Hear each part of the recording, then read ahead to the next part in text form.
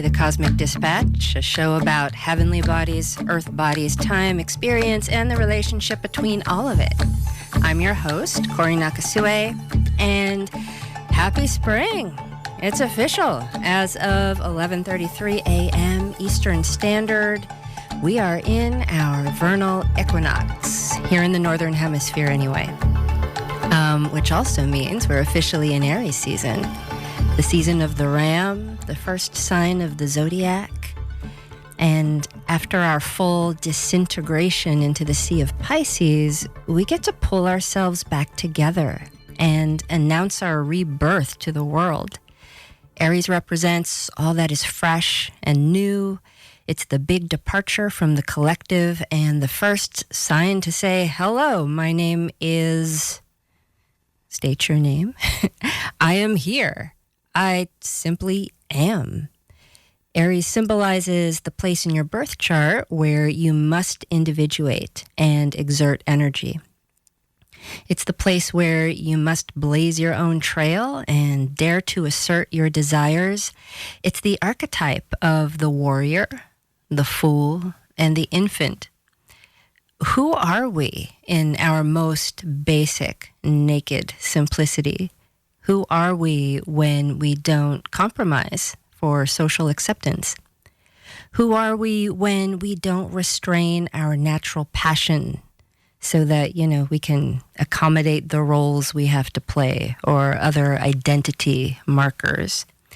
It's popular to think of Aries as the sign of having to do with identity, but in true Aries fashion, I would disagree. I think I see it.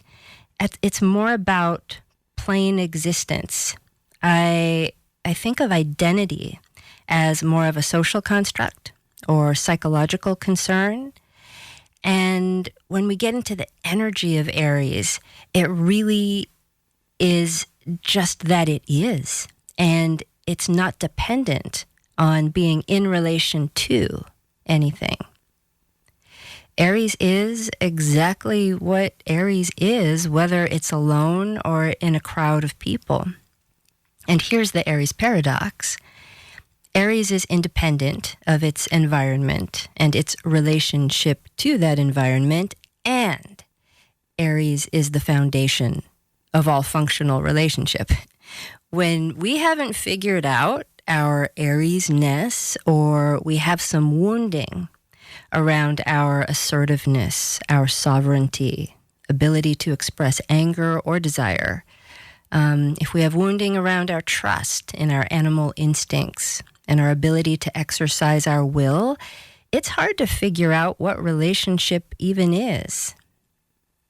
To understand a relationship between two things or two people, we need to be clear on what the individual things even are. In order to, figure that out, we need moments of self-centeredness, moments of not being in relationship. Not all the time and forever. Everything has its season. And this happens to be a season that allows for and supports some healthy self-centeredness. This is a time for some selfishness. If we don't take the time to reflect and rejoice in our differences, we don't know what to bring to the table in our relationships. We can't ask for what we want, and we can't make our offerings with confidence. The basic desire nature of Aries is simple. Think of a baby. It cries when it's sad, sleeps when it's tired, screams when it needs something, puts things in its mouth because it's curious, grabs your nose and pulls on it because it thinks it's interesting. As we mature, we learn to keep those desires in check. Kind of important to get along in society. But what happens is we become estranged from our basic desires, and it's hard to feel what we even want. During the course of, living, we might even develop shame and confusion around our needs, making them harder for us to own. And when we don't own our desires, it makes them more difficult to pursue. We become risk averse. We hedge our bets. We take less of what we need, leaving us unsatisfied, which just makes us angry and still wanting.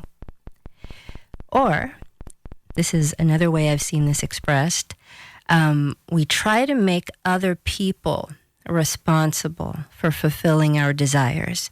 And this is when we see the less developed side of Aries.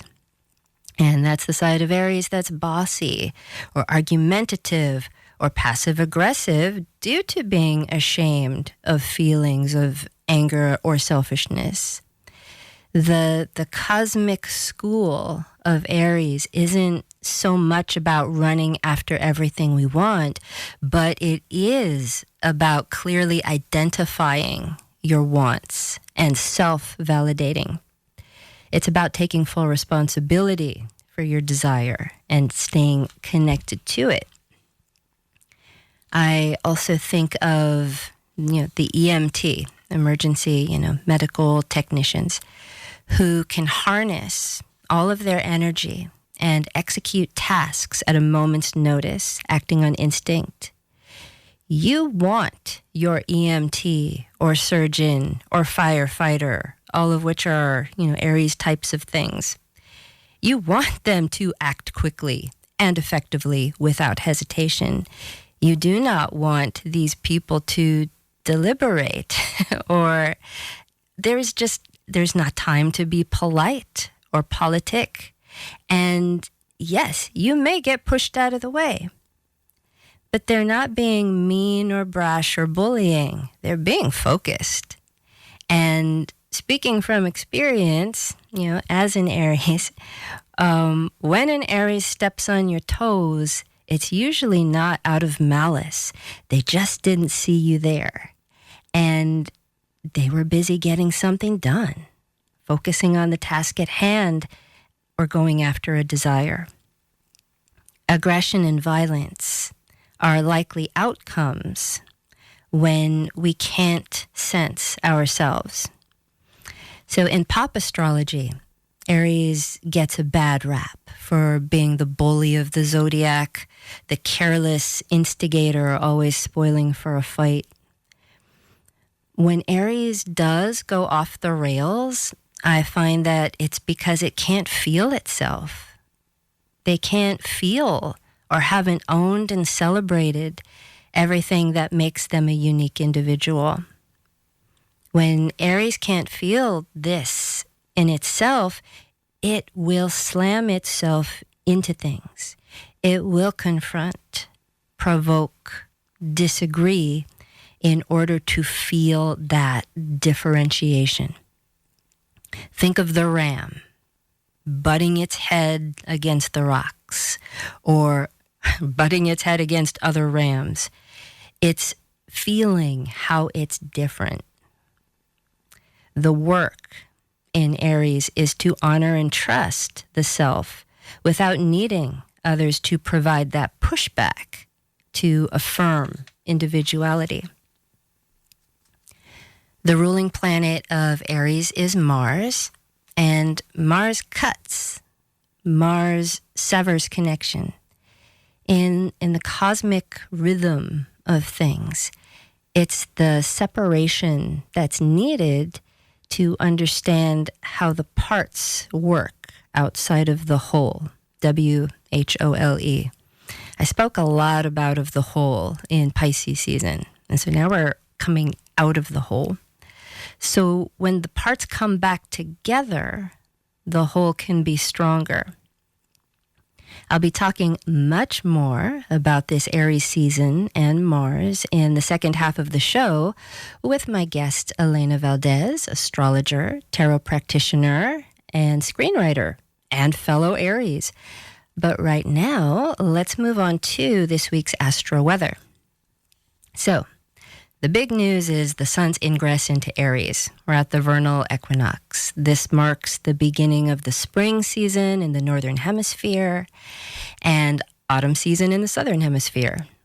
At the equinox, Earth's two hemispheres are receiving the sun's rays equally. Night and day are often said to be equal in length. In fact, the word equinox comes from the Latin equus, which means equal, and nux, which means night, equal night. For our ancestors, whose timekeeping was a little less precise than ours, day and night likely did seem equal. But today, we know it's not exactly so, and from here on out, it stays lighter for longer until summer solstice in July. Since it's the astrological new year, it's a good time to check in with any intentions that were set at the calendar year, the new calendar year. See if they need altering or some action on your part to set some wheels in motion. And speaking of motion, Mercury, planet of transportation, communication, and cognition, conjoins Jupiter today as well. Both planets are in Pisces, signifying the big picture, the larger story, which can include some tall tales. This would be a great time to envision a project with a broad scope, play around with ideas, have a jam session or a brainstorm. Don't worry about the details. It's a good time to let the mind open and wander. You may come up with creative solutions without trying too hard. This is echoed by Mercury moving on to conjoin Neptune and Pisces as well on the 23rd. In fact, the conjunction with Neptune kicks it up a notch. It is not a time for mental heavy lifting or trying to stick to a prescribed course. Communication can be fun and even wildly inspiring or romantic, but I would take anything you hear this week with a grain of salt. Or, maybe just like take the whole salt shaker. Like it's that big. At its most innocent, thinking and expressing could be convoluted, confused, or hyperbolic. And at its most deleterious, there could be scenarios of deliberate deceit, omission of facts, withheld information, or evasion of responsibility on your part or someone else's. All in all, enjoy your mind this week. Tell jokes, laugh, make stuff up. It's a fantastic time for divination and mind expansion, whatever that means for you. Now is not a time for making promises or clearly communicating details or practical negotiations. At least wait until the weekend. The next aspect is really interesting to me because we were just talking about Mars, which rules Aries. And one of the techniques astrologers use to get more information about certain configurations is to check what's going on with the ruling planet of a sign. So here we are on the sun's first day in headstrong Aries. And so then I go and I look to see what Mars is doing. And oh, look, it's heading for a square aspect with Uranus on the 22nd. Basically, if Mars is the gas, Uranus is the lit match, and the two of them, intense relationship, it looks explosive. This could be literal, most likely in most people's lives, it will express metaphorically. But the key word here is volatile. We're dealing with the signs of Aquarius, which Mars is in, and Taurus, which Uranus is in. And I'm thinking of like a mental or visionary volatility that collides with evolving value systems or established practicalities. It's the situation of being fed up with something, and at the same time being totally convinced that you have a genius idea for solving this problem, and you want to implement this idea now. And then you come up against a group of people, let's say, that are in power, and they're meant to support you, but they're totally disorganized, or they completely misunderstand you. And then, kaboom, you explode. And there's a situation like, well, if you can't support me, I'm going elsewhere. I'm going to figure this out myself, or I'm going to come up with a completely radical idea that excludes you. Something like that. That's the kind of scenario. Or it's like being told you can't do this thing that you're totally fired up about because there isn't enough money. Kaboom. Explosion. It's like, oh yeah, well, I'm gonna figure out a way to do this that doesn't even need money. I will figure this out, and I'm gonna think outside the box. And I can't believe I just said that. I hate that expression, think outside the box. But you get the idea. I'm gonna come up with something just completely different that no one's ever heard of if you can't support me, or if there's no support for this. There's something about the vision and the support that are at odds. But what makes it explosive is this hot desire for action and the unstable circumstances that cannot support it properly. So that's the situation. That's what it looks like to me. This also could apply to things like aggravation with labor disputes. With Mars in Aquarius, we're looking at organized work or efforts that aren't getting the support they need. And the constructive read on this is sudden changes of course or sudden changes of feeling that magically put you on the right track. Like something that looks like a catastrophe that's actually a blessing in disguise. But either way, instability abounds. In general, this week looks like a lot of big talk and big ideas with no place to ground. And what makes this a little dangerous is we're really pumped. We're really ready to go. So yeah, confused and ready to rumble is not an awesome look, but the brilliant ideas and maybe even, we're dealing with Pisces, a lot of Pisces in the air still, heartwarming aspirations. Those types of things can come up this week, and they deserve to be bookmarked, but implemented at a later date. In studio with me today via Zoom is astrologer and tarot practitioner Elena Valdez. Elena is an astrologer and tarot reader based in Southern California. She considers astrology a language that requires a lifetime of commitment and therefore will always regard herself as a student of astrology. Elena appreciates both traditional and modern astrological views. Her YouTube channel, Astro Tarot by Elena Valdez, offers monthly tarot readings for parents based on their child's astrological sign, as well as monthly birthday readings that combine the 12 houses of the astrological wheel with the tarot. More recently, she's had the opportunity to co-write romantic screenplays with her best friend. However, her primary loves continue to be astrology and tarot.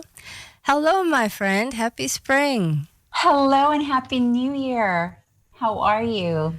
I'm pretty good. I'm kind of feeling it, I think. Are I you am feeling it? definitely feeling it. And I have to tell you, as you were explaining the configurations that we have to look forward to, I decided that I'm going to adopt the word kaboom as my safe word, my warning word for people before exploding. Kaboom. Yeah, it's like Aries typically has that kaboom. Like I think last time I talked Definitely. to you, like our conversation like devolved into just a lot of sound effects, like pew, pow. But like it typically has that. But this square to Uranus, and then yeah, it's just it's unstable and I can see it as like anxiety inducing.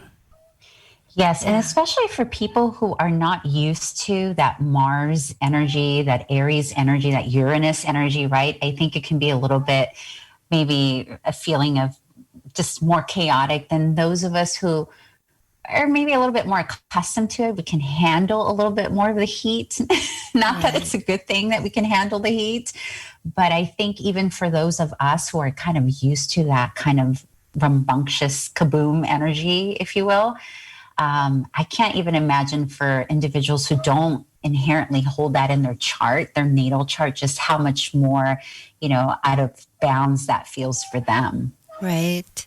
Um, so I spoke a little bit about your practice. Would you like to share a little bit more about what you've been working on?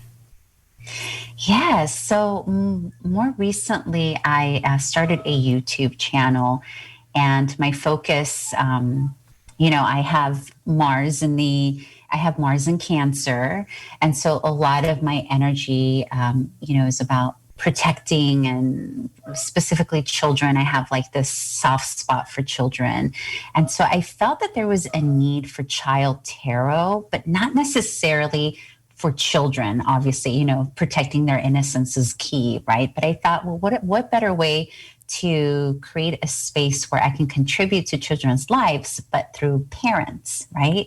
And offering readings for parents based on their child's astrology. And so I have that. I've been doing this for a little bit over a year now.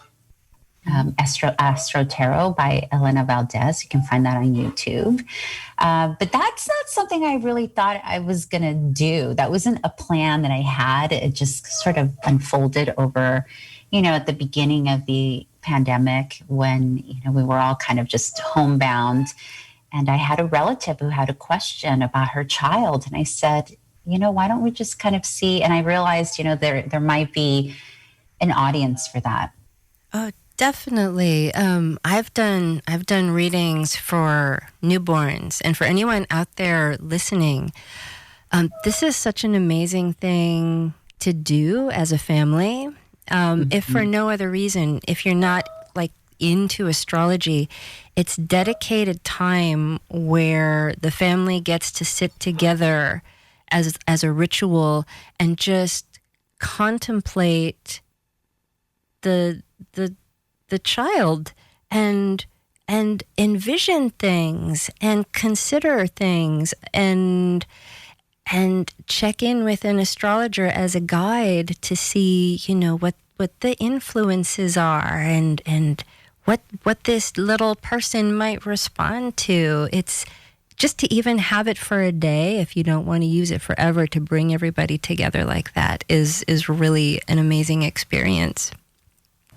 Absolutely, it can make for a beautiful ceremony and ritual, as a way to bring in this new little being into this earth, and just understanding simple things like their moon placement and what are their most basic emotional needs going to be throughout their lifetime, as well as placements like Chiron, like what's a potential wound that you want to not contribute more towards, as parents or other relatives. So yeah, it's a beautiful thing. I think one thing I'd like to say though, there may be a little fear or misconception that means there's going to be prediction. And actually, these are two different things, right? There's natal chart reading, which gives you an insight to the personality and the needs but doesn't need to be predictive. So I just wanted to make that distinction for any parents out there who, may be a little nervous, like, oh, I don't want to know the future of my child. It's not about that. This is a different, obviously there are types of predictive astrology, but that's not what we're speaking of here.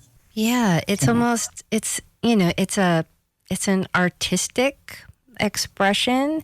It's almost like, or literary or poetic. It's like gathering people around to, participate in the telling of a narrative about this new human, or creating like a poem about this new creature that is newly here on Earth. I love that.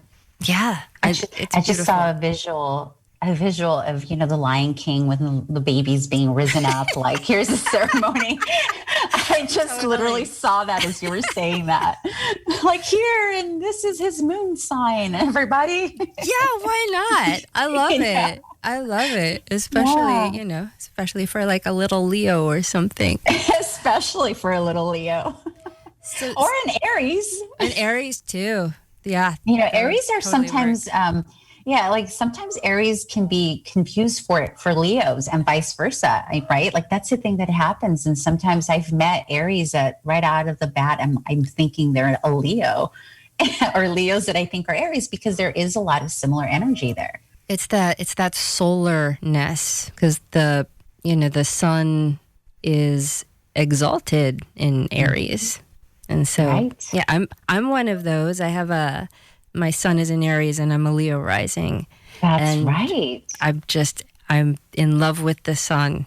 Like I'm so solar. Yes. Yeah. And that combination is so complementary. Like, they really get one another, right? Like your purpose and the way you move forward in life and how you defend yourself, like, really makes sense with your sun sign. Like, it really complements one another. Yeah, I'm really glad it's because it doesn't complicate that. At least, that part of my chart is not complicated. And speaking about natal placements, I just want to mention a cool thing. I asked Elena to be on the show because Elena is my astro twin. We both have our suns, solar, S-U-N, suns in Aries, and our moons are in Scorpio. And for those of you who don't know, Scorpio is traditionally ruled by Mars.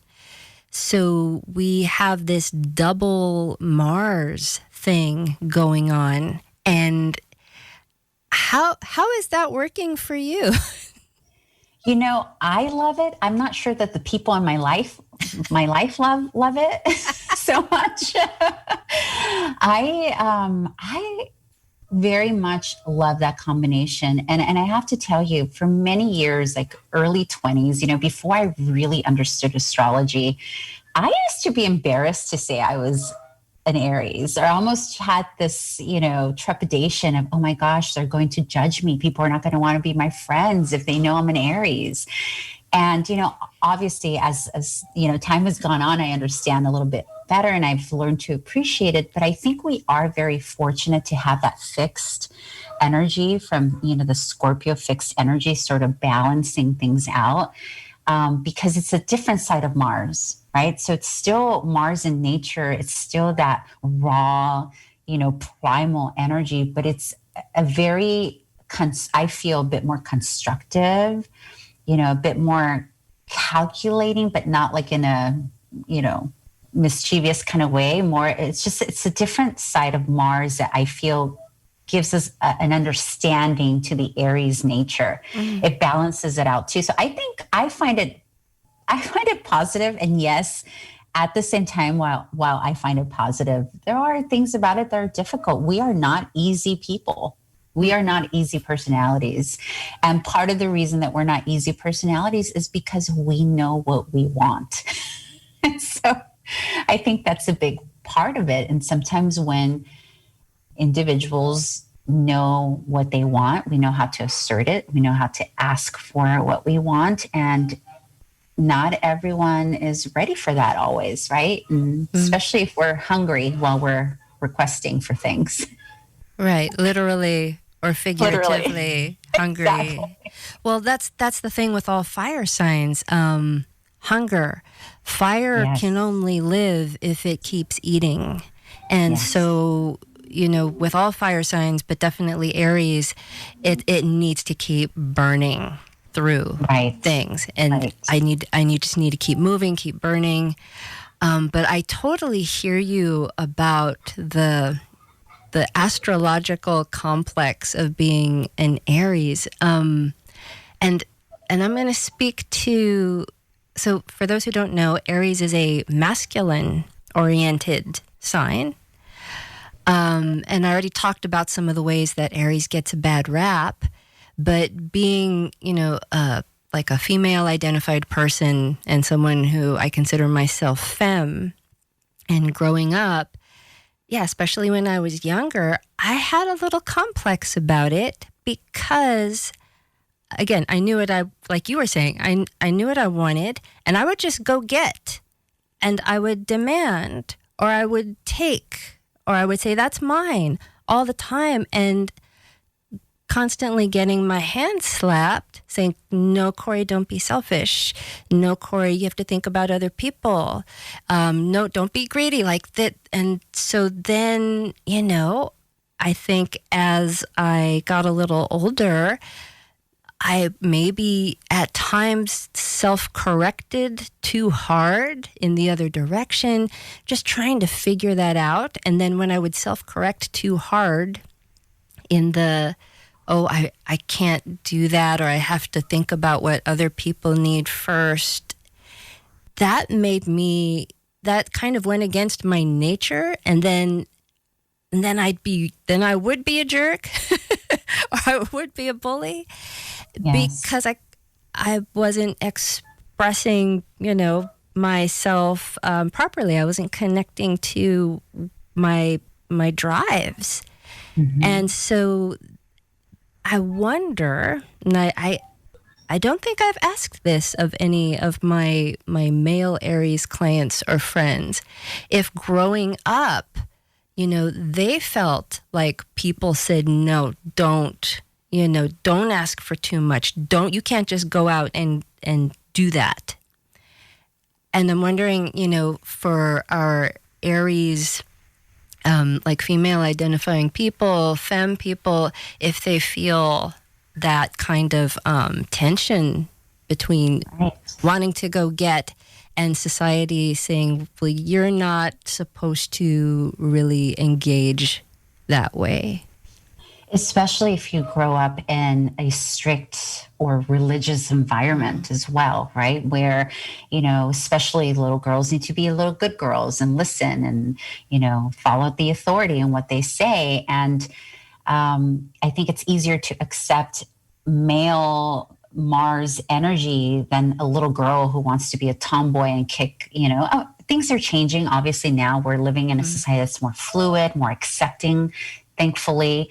But I know when I was growing up, fluidity or, gender fluidity was not a thing. It was not something that was accepted widely or really talked about the way we're able to do so nowadays, right? So it's now we have a little bit more freedom with that. But when you are a 7-year-old little double Mars young girl growing up with authority figures who think, sit up straight, don't be so loud and quiet down. Yeah, I definitely grew up with a lot of you're being too loud, you're asking for too much, you're being too much was something I often heard. And yeah, I did have moments where the best solution for me is that I would just disappear and go be on my own. I was so much happier alone and being a loner than being told, no, you can't be yourself. At the time, and I don't know if you experienced this as well growing up, but I often felt like an outsider. I felt very alone as a child, misunderstood, and like I couldn't quite find my rhythm with others.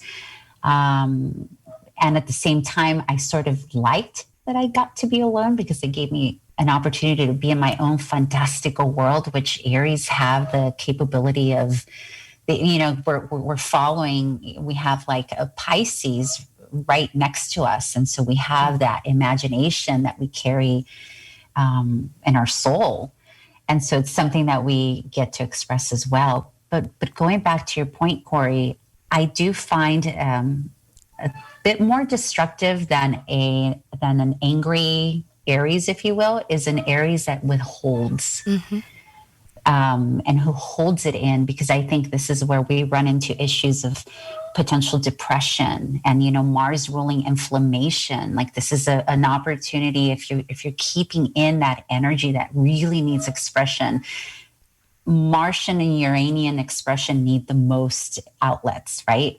Yeah. And so when you're not able to express that, depression kicks in, inflammation, all sorts of weird swelling of, joints, migraines, all of that. I get migraines, and depending on how much I've given myself an outlet, whether that's going for walks daily, whether it's speaking up, that'll dictate how bad my migraines are going to be monthly. I mean, it's quite interesting, quite literal too, right? With ruling the head type of thing. Right. That's such a good point for anyone, even if, because Aries, I mean, all of the signs in some way or another get a bad rap, but I feel like Aries is one of the top like 5. It's like, Aries and Scorpio.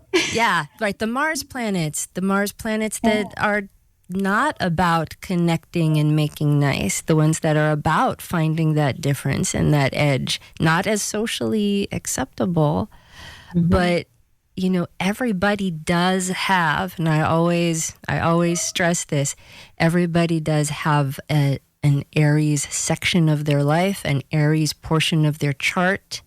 Exactly. And maybe your relationship to it isn't as developed, but it's there. And so everyone has this opportunity in life at some point, again, not forever and always, but at least at some point to work with that hungry, instinctive, survivalist, totally present, 100% energy that manifests on a particular thing at a particular moment, and how to harness that and unleash it. That energy needs to be discharged.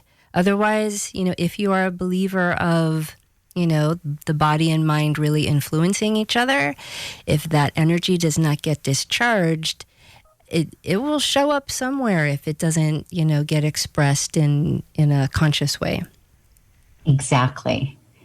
And I'd like to point out to people when they make comments like, you're being a bit too Aries today. I'll say, well, you do have Aries somewhere in your chart, so you're being a bit Aries. Of course, it always comes back to that. But it absolutely 100% true. And I think the older we get, the more memory we collect in our cells, right? Our memory cells, and in our body, about this, being that about body and things that get stored up in the body. But it's definitely important. And at the same time, there are so many beautiful, positive things about the Aries nature, right, that don't often get talked about. And I know you were going to speak to that a little bit today as well. Yes, we will. One thing I'd like to say before we go on break: nothing gets done. These are the people who are going to just jump in and say, "Let's go. Let's bring this into existence." I mean, truly, now. The trendsetters. Truly, I often, remind people, if you think about it, Aries is sort of like, and I hate to say it like this, but maybe you can find a better way to articulate this, but almost like the sacrificial lamb, if you will, in the sense that because we are the first, the courage it takes to say, hey, you know what, I have this idea, let's go for it. And oftentimes what happens is because they are the initiators of whatever project, they don't necessarily get the credit. The people who get the credit are those energies that work on it, construct it, make it better, make it different, evolve the project, if you will. But there's usually an Aries behind the initiation of something. Right. And it's usually, it comes with the consequences. Many times the consequence is that you're kind of like left behind, depending on where you are in a project. And I'm just using a project as a random example, but it can be anything. No, I totally hear that. And also, Aries is invested in getting that thing off the ground, and they don't usually have the patience to stick around to develop it and sustain it and then get it out there. By that time, they've already moved on to they've already started to another project. Yeah, 3 other projects, because they're about starting that fire. Yes. So and there's purpose in that, right? Yeah. There's beautiful purpose in that. So, yeah, I've learned to be proud of that and see myself as a creator and an initiator. And sometimes I get the credit, sometimes I don't. But my purpose is to create and let it go. Beautiful, beautiful. Mars, Scorpio, is the feminine expression of Mars. It's the water sign. It's the fixed receptive sign. And, even people who are just kind of reading their horoscopes, know some pop astrology, it's like, oh, Scorpio, death, right? Sex and death. and yes, but this is where I think Aries and Scorpio are like so similar. They're both really invested in life, actually. And I was having this conversation with, I did a reading last week with someone who had a lot of 8th house stuff, which is Scorpio's house. And she was like, like, when is my life just going to be like nice and calm and happy? And Never. Yeah, exactly. That's what I said. Just like, I can't, like these extremes, I can't do forever. And I'm like, I think you need to accept your personal nature of needing to do them forever, because actually with Scorpio and those types of placements, where you want to be in life is feeling the most alive, extremely alive. And that usually only happens when we take ourselves very close to death. And so there's all these themes of like death, birth, resurrection that surround Aries, it happens at Easter and, birth itself, and Scorpio with the death and rebirth. Mm-hmm. And the main difference is Aries is very frank. It's naked. It just says it. It's plain. And Scorpio, it's that feminine expression is more, like you were saying earlier, more calculating, covert, discerning. Yeah. Precise. Yeah. Where Aries is not. Like Scorpio takes all of that Aries energy and it can sustain and meter it out. So it has this precision in getting very specific things done, and it does have the patience that Aries doesn't. But I find them really similar in that investment in that extreme experience and feeling alive. Even Scorpio, I think, is about feeling extremely there. Yes, I feel like Aries is feeling alive to live, and Scorpio is feeling alive because we're going to die. So they both have, they are expressing that aliveness for different reasons, right? And so, and that's what I think is so beautiful, because they are expressing the full cycle of life, the beginning, the aliveness, the wonderment before you get your first heartbreak, the Aries way. I mean, how many Aries do you know that have been heartbroken time after time after time, yet they still believe in love. Like they still believe in love. However, if you meet a Scorpio who's been heartbroken once, it's a whole different, experience, right? But this is why I was saying earlier, we are so lucky that we get to have both energies because they really do complement the other. But it's definitely an expression that on whatever side of the coin you are, whether it's the more naive, innocent expression of Aries or the more, wiser, slower to convince, right? Because Scorpio is very slow to convince, not trusting right away in the ways that Aries is. But they both, you could feel the energies from across a room, whether it's a Scorpio or Aries, there's this raw, undeniable Mars energy that it's palpable. You could feel it across a room. Yeah. Because it's energy, especially when we're talking about Aries, as where the water signs were talking about emotions and the air signs thoughts and the mentality, and then the earth signs the practical, the sensual.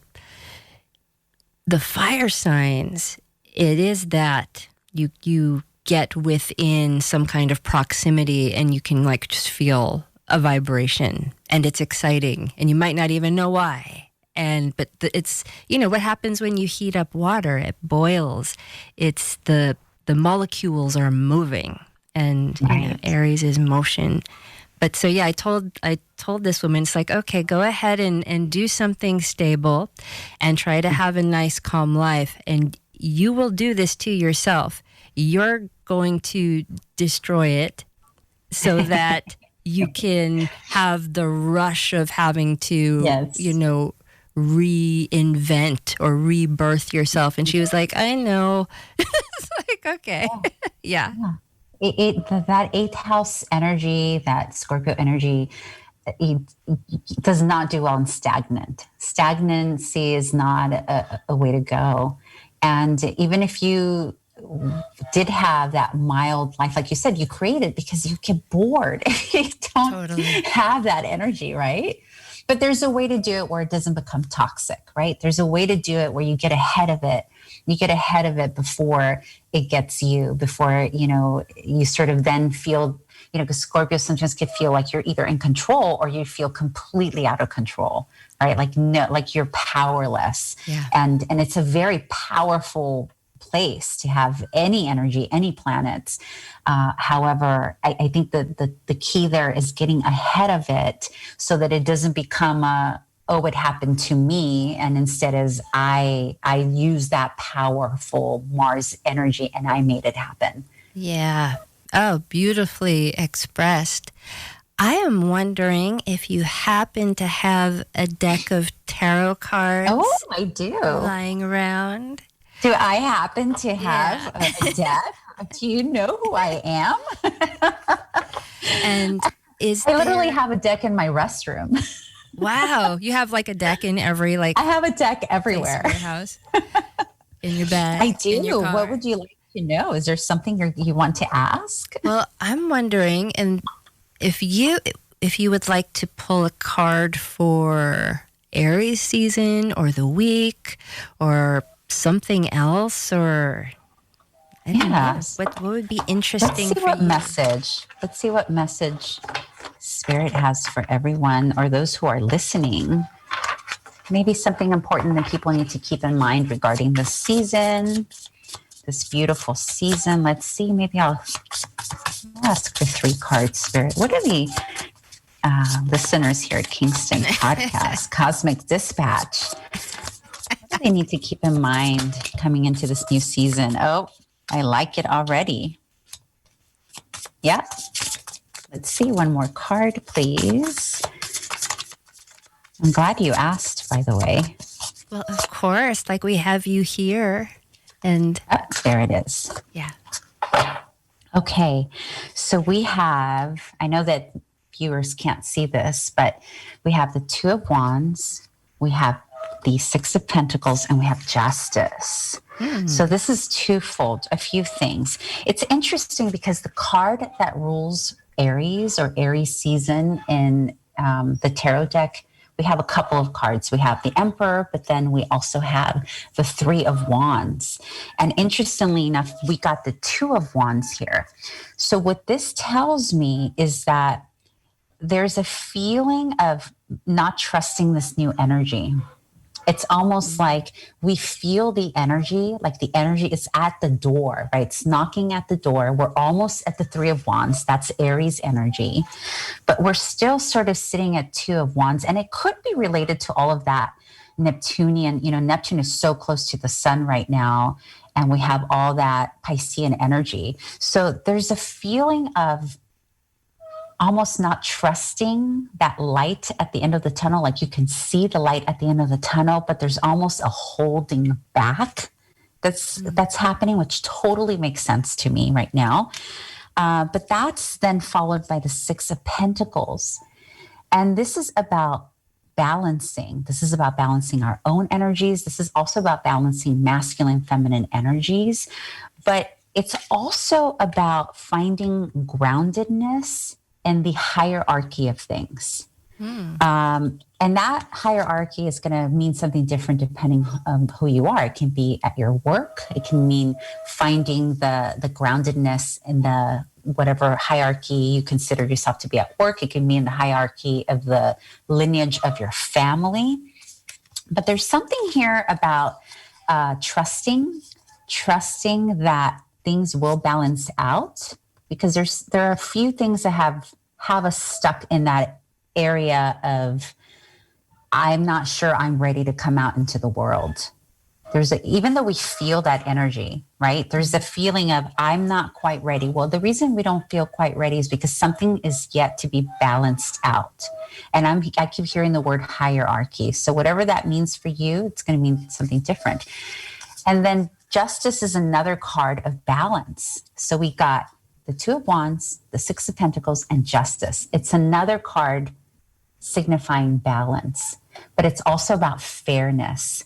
So what I'm getting in a nutshell, what this is telling me is the reason that some of listeners here are feeling this hesitancy to move forward into this new year, astrological new year, is because they're not necessarily trusting what's up ahead, maybe not trusting themselves because something has been out of balance.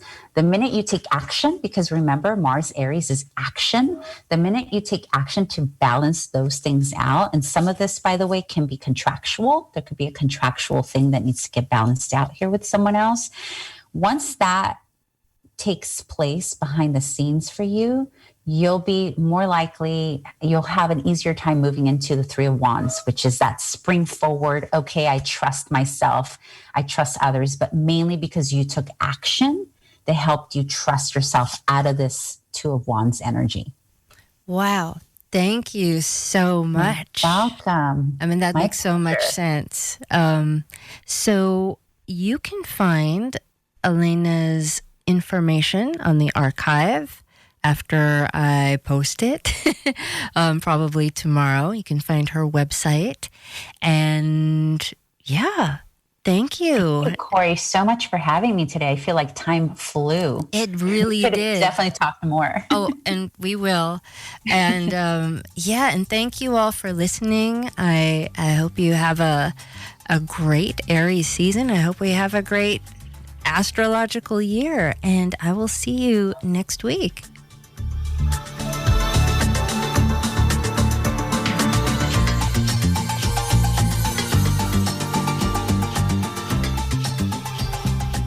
The Cosmic Dispatch is a weekly show that uses astrology as a catalyst for conversations with people from all walks of life, an exercise in making astrology an accessible part of your week.